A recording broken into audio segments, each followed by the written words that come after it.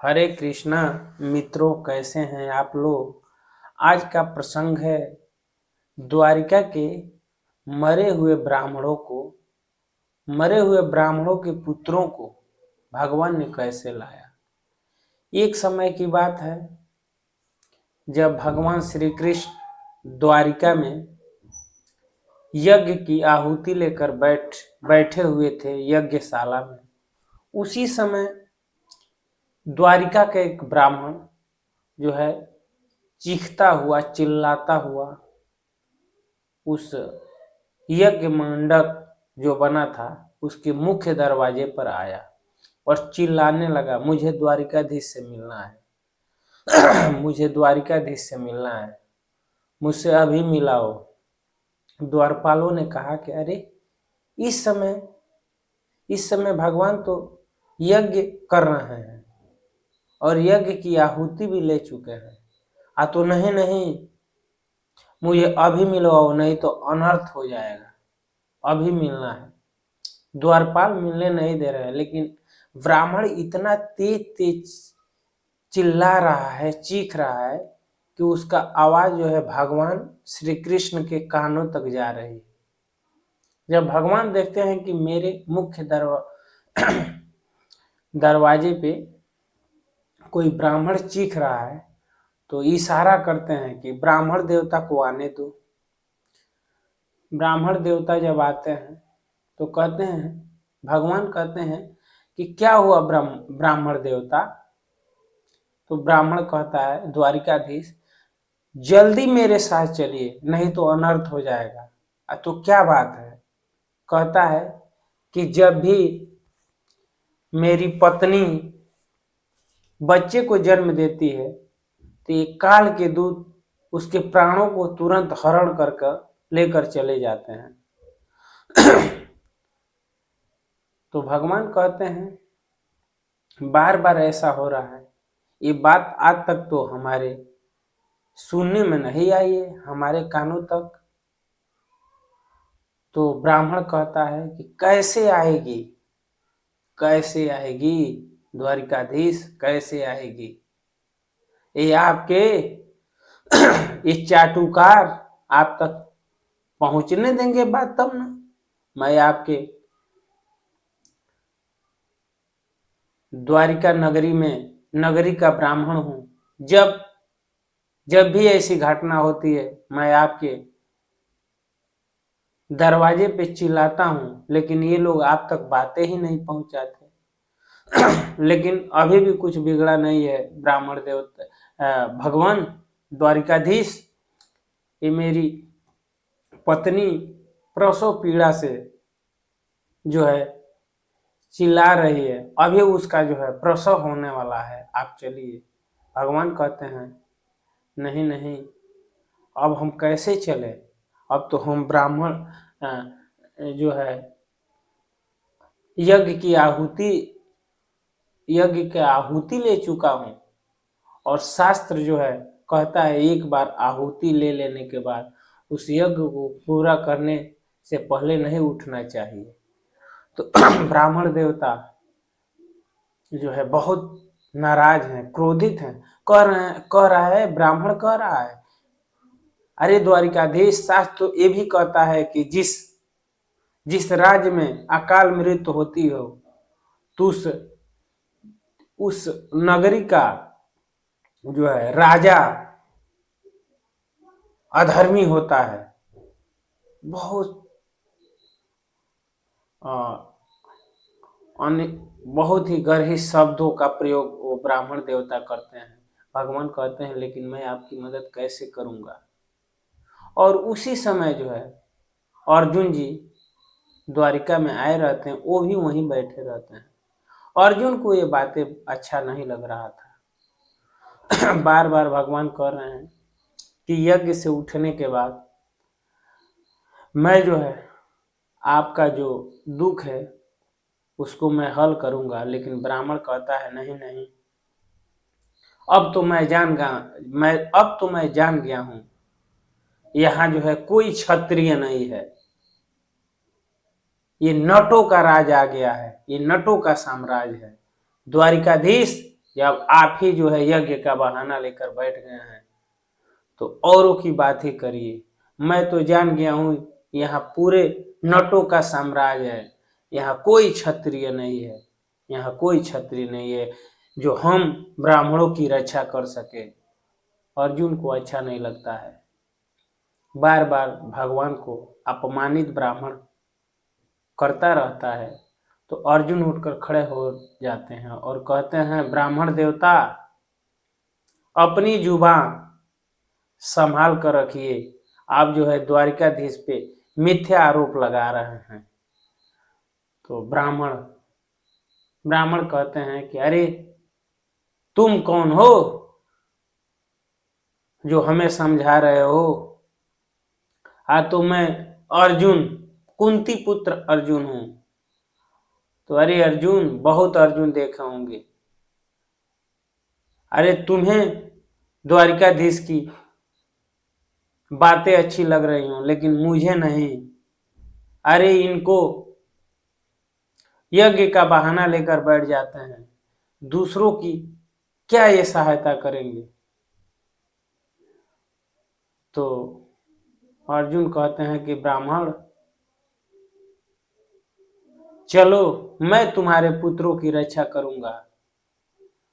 तो भगवान कहते हैं, अरे अर्जुन, अरे तुम क्यों ये कह रहे हो? तुम काहे लिए इस ब्राह्मण से उलझ रहे हो? तो नहीं भगवान, सब कुछ सह सकता हूं लेकिन मैं आपका कोई निंदा करे ये नहीं सह सकता हूं। ब्राह्मण कहता है, तुम क्या सहायता करोगे? अरे वहां जो है द्वारिकाधीश रहते तो बात कुछ और होती। अर्जुन कहता है कि ब्राह्मण, शायद तुम मुझे नहीं जानते हो, मैं साक्षात महादेव को अपनी इन्हीं भुजाओं से तृप्त कर चुका हूं। ब्राह्मण कहता है, अरे बहुत देखे होंगे लेकिन कोई मेरी सहायता करे तब न जानूं। तो अर्जुन कहते हैं, चलो ब्राह्मण देवता। तो ब्राह्मण कहता है कि मैं कैसे मानूं कि तुम हमारे बालक की रक्षा कर सकोगे? अरे डींगे हाँकने के लिए अर्जुन बहुत से मिलते हैं लेकिन कोई सहायता करे तब ना, मुझे क्या भरोसा है? अर्जुन कहते हैं, ब्राह्मण, मैं इस अग्निकुंड को साक्षी मानकर मैं प्रतिज्ञा करता हूं, अगर तुम्हारे बालक की रक्षा नहीं कर सका तो मैं कुंती पुत्र अर्जुन अग्नि में प्रवेश करके अपने आप को भस्म कर लूंगा। भगवान कहते हैं, अर्जुन, अरे विधि को अपने हाथ में क्यों ले रहे हो? पार्थ, विधि का विधान जैसा है चलने दो, विधि के विधान को तुम क्यों रोक रहे हो, क्यों हस्तक्षेप कर रहे हो? अर्जुन कहते हैं, नहीं मधुसूदन, अभी भी हमारे गांडीव के टनकार से पूरे ब्रह्मांड को जो है मुकाबला करने की शक्ति है।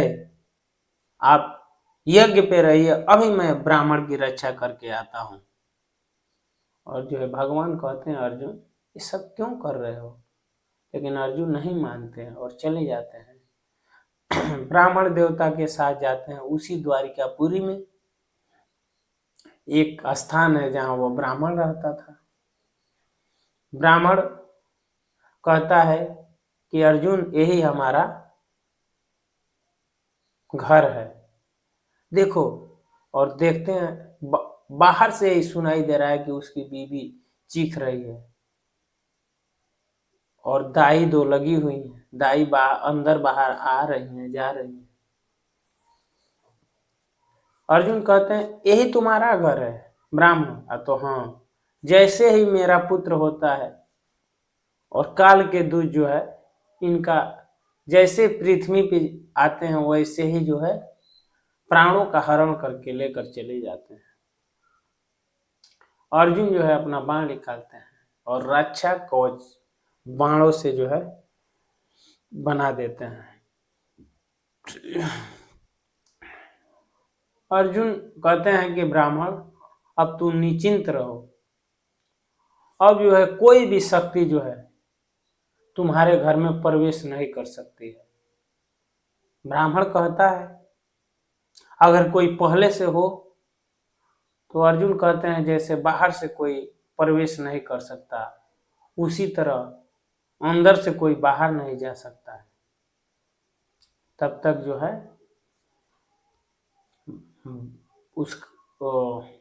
उस ब्राह्मणी के गर्भ से एक सुंदर बालक का जन्म होता है। बालक चीखने लगता है। ब्राह्मण को बहुत खुशी होती है कि बालक होता है। हर बार जैसे ही बालक के चीखने की आवाज आती है वैसे ही जो है उसके प्राणों को हर का कोई लेकर चला जाता था। लेकिन यहाँ ब्राह्मण लगता है कि अब फिर हरेंगे, लेकिन यहाँ जो है ब्राह्मण का बच्चा रो रहा है। ब्राह्मण देख रहा है कि नहीं नहीं, अब जो है कुछ अहित नहीं होगा। 5 मिनट के बाद फिर से उस रक्षा कवच को तोड़ते हुए उस बालक के प्राणों का हरण कर कर कोई शक्ति लेकर जाने लगती है। ब्राह्मण कहता है कि मूर्ख, तुम कह रहे थे कि मैं तुम्हारे बालक की रक्षा करूंगा। अर्जुन कहते हैं सावधान, वो जो अदृश्य रूप में वह शक्ति उस बालक को लेकर जा रही थी। सावधान। कई बाणों का प्रहार करते हैं लेकिन कुछ नहीं होता है। ये उसका पीछा करते हुए यमपुरी चले जाते हैं, लेकिन वो बालक दिखाई नहीं देता है। ये यमपुरी चले जाते हैं और यमपुरी के मुख्य दरवाजे पर जाकर खड़े होते हैं। वहां यमपुरी के जो द्वारपाल रहते हैं वो कहते हैं कि अरे उदंड मानो, अरे तुम कैसे, और तुम्हारे प्राण को हरण करने के लिए जो दूत गए थे वो कहाँ है? अरे तू तो शरीर ही यहाँ चला है, ये कैसे? जल्दी यहाँ से लौट जाओ। अर्जुन कहते हैं कि नहीं, यहाँ ब्राह्मण के बालक के प्राणों को कोई यहाँ लेकर आया है, उसको लेकर ही जाऊंगा। दूत कहते हैं कि मूर्ख, हट मत करो, यह यमपुरी है, यहाँ यमराज का राज चलता है। यहाँ कर्मों के हिसाब होता है, उसी हिसाब से जन्म और मृत्यु होती है। तुम कैसे लेकर जाओगे? अर्जुन कहते हैं नहीं नहीं, मैं इसमें प्रवेश करूंगा, बालक लाओ। लेकिन वह अदृश्य हो जाते हैं और अर्जुन कितना हो कहते हैं, लेकिन वो दरवाजा नहीं खुलता है। फिर क्या होता है, अर्जुन मजबूर हो जाते हैं, कहते हैं कि अब मैं ब्रह्मास्त्र का प्रयोग करूंगा। ब्रह्मास्त्र का संबोधन करते हैं और अब जो है छोड़ने वाले होते हैं। तब तक पूरा यमपुरी स्वर्ग कांपने लगता है, इंद्र का सिंहासन डोलने लगता है, क्योंकि ब्रह्मास्त्र बहुत भयानक विनाशक अस्त्र था। वह निजी प्रयोग के लिए कभी भी उसका प्रयोग नहीं किया जा सकता, लेकिन अर्जुन यहाँ कर रहे हैं। इंद्र आकर रोक देते हैं कि अर्जुन ये क्या कर रहे हो, निजी शत्रुता के लिए यह ब्रह्मास्त्र का प्रयोग कर रहे हो। अर्जुन कहते हैं भगवान निजी स्वार्थ, तो हाँ निजी स्वार्थ नहीं तो क्या, तो हम तो ब्राह्मण की बालक की रक्षा के लिए, तो तुम्हारा निजी ही है। अरे तुम प्रतिज्ञा लिए हो कि मैं तुम्हारी रक्षा करूंगा, रक्षा नहीं हुआ है तो तुम ब्रह्मास्त्र का प्रयोग कर रहे हो, और ब्राह्मण के बालक की रक्षा नहीं करना तुम्हारी मौत है, तुम अग्नि में प्रवेश करोगे। इसीलिए तो अर्जुन कहते हैं कि नहीं नहीं, ये तो मुझसे बहुत बड़ा गलती हो, क्या अब कोई उपाय नहीं है? तो कहते हैं कि क्यों नहीं है? अरे जो नाथों के नाथ हैं, जो ईश्वरों के ईश्वर, महा ईश्वर हैं, योगेश्वर भगवान श्री कृष्ण इस समय पृथ्वी लोक पे ही लीला कर रहे हैं। वह सब कुछ कर सकते हैं अर्जुन, उन्हीं के शरण में जाओ। अर्जुन वहां से चले आते हैं। उनको लज्जा आती है कि मैं भगवान के पास कैसे जाऊंगा, हमने तो विधि का अपमान किया है, विधि को अपने हाथ में ले लिया है। भगवान हमको मना ही कर रहे थे, लेकिन हम अहंकार बस हम चले आए। नीचे जाते हैं तो ब्राह्मण कहता है कि अरे मूर्ख, तू बड़ी बड़ी डींगे हाँक रहा था कि मैं साक्षात शिव को भी तृप्त कर चुका हूं, मैं काल का भी सामना कर सकता हूं। मूर्ख, वो बड़ी बड़ी बातें जो कह रहा था वो कहाँ गया? अरे हम किसी तरह से द्वारिकाधीश को लेकर आते, वहां पहुंच ही गए थे तो। लेकिन यह मूर्ख कह रहा था कि हम साक्षात महादेव को प्रसन्न कर चुका हूं, मैं काल का भी मुकाबला कर सकता हूं। इसी की वजह से आज ये मेरा पुत्र ये भी हमसे दूर चला गया। रोने लगता है, चीखने लगता है। और अर्जुन जो है बाण निकालते हैं और अग्नि बाण मारकर उस अग्नि में प्रवेश करने ही जा रहे हैं, तब तक भगवान आकर रोक देते हैं। कहते हैं अर्जुन ये क्या कर रहे हो?